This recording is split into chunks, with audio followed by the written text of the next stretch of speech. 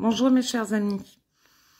Bien, les choses évoluent peu concernant l'Ukraine et les accords de paix, ne serait-ce que même le cessez-le-feu, pardon, qui n'en est pas un, puisque la Russie tape toujours sur l'Ukraine. Nous avons vu les résultats sur Kiev cette semaine, mais pas que, dans d'autres villes également, toujours à Kharkiv. Ainsi qu'à Kherson, Odessa, Tchernivtsi, ainsi que Zaporijjia, où ça continue aussi.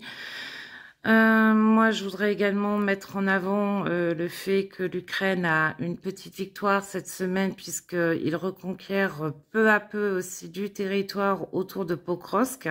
Là, il y a 4 kilomètres qui ont été donc regagnés par les Ukrainiens dans la banlieue de Pokrovsk. Pokrovsk, quand même, qui est un lieu stratégique, puisque c'est un nœud et un hub, notamment sur les voies ferrées. De plus, nous nous retrouvons toujours à devoir essayer d'obtenir un cessez-le-feu. Bon, avec les éléments que je vous ai donnés précédemment, on se rend bien compte qu'on en est loin, que Poutine n'en a rien à faire, que Vladimir Poutine a réussi également à faire rentrer de plus en plus sa rhétorique à Washington. Et on se retrouve donc avec un Trump qui met la pression essentiellement sur Zelensky, alors que le pays agresseur, c'est la Russie. Une excellente intervention de la part du président français, qui a remis, comme on dit en France, l'église au milieu du village. C'est-à-dire qu'il a rappelé qu'est le pays agresseur, et notamment la Russie, et qu'il va falloir à un moment donné nommer les choses et aider vraiment l'Ukraine. L'Ukraine qui, si l'on croit un peu les accords qui vont ressortir, va devoir, abandonner l'idée de rentrer dans l'OTAN, devrait, selon Poutine, laisser la Crimée aux Russes, que pour eux la Crimée est russe, la Crimée est ukrainienne. Je pense que Poutine ne se souvient pas du mémorandum qu'il a signé lui-même lors de son premier mandat, où il reconnaissait l'entière souveraineté de l'Ukraine sur la Crimée. Lorsqu'il dit mais qu'est-ce que vous avez fait pour la reconquérir, qu'est-ce qui a été fait aussi pour aider l'Ukraine à ce moment-là, que ce soit diplomatiquement et militairement parlant, pour que l'Ukraine garde la Crimée et ne soit pas prise par la Russie.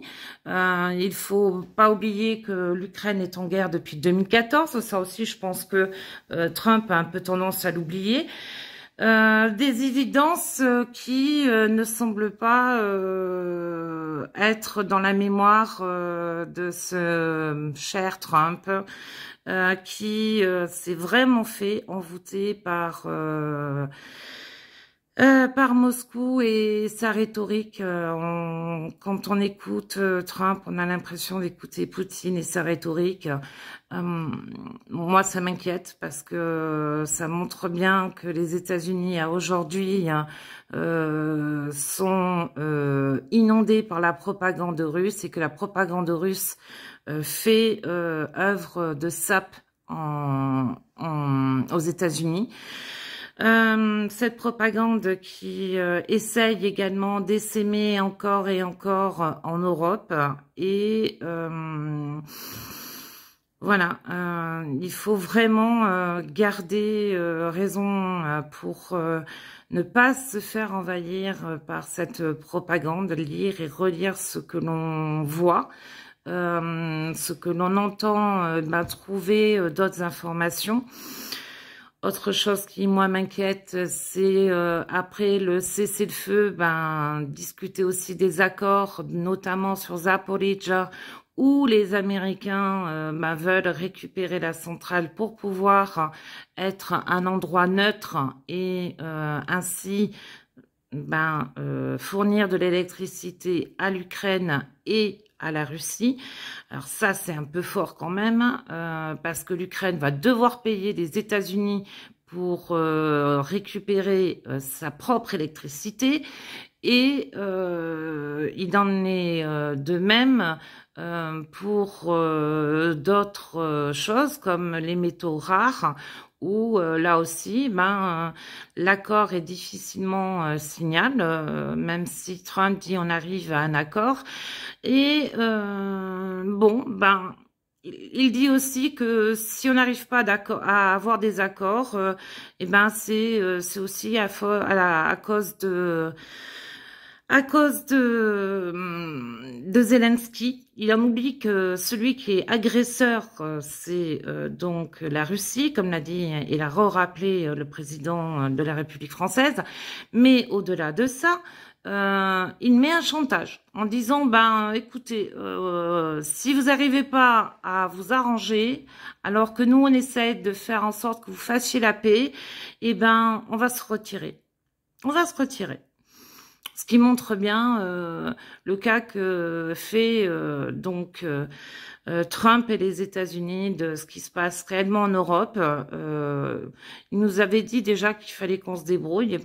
Autant qu'on se débrouille maintenant, qu'on ne tienne pas trop compte des équilibrations de Trump, parce que là, franchement, ça devient du n'importe quoi. Et c'est la première puissance mondiale. Au secours, hein. Quelle inconstance, je comprends pas que les Américains aient pu voter pour lui. Maintenant, on est à une période, et j'arrête pas de le dire, charnière.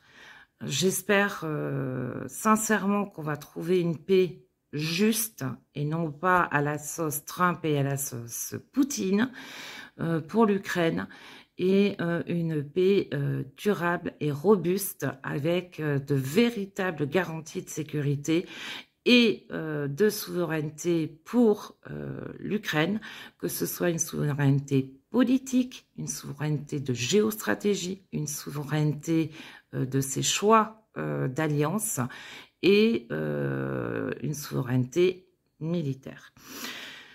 Toujours une pensée pour ces soldats qui laissent leur vie sur le front, qui continuent à se battre, quelles qu'en soient les conséquences et les difficultés.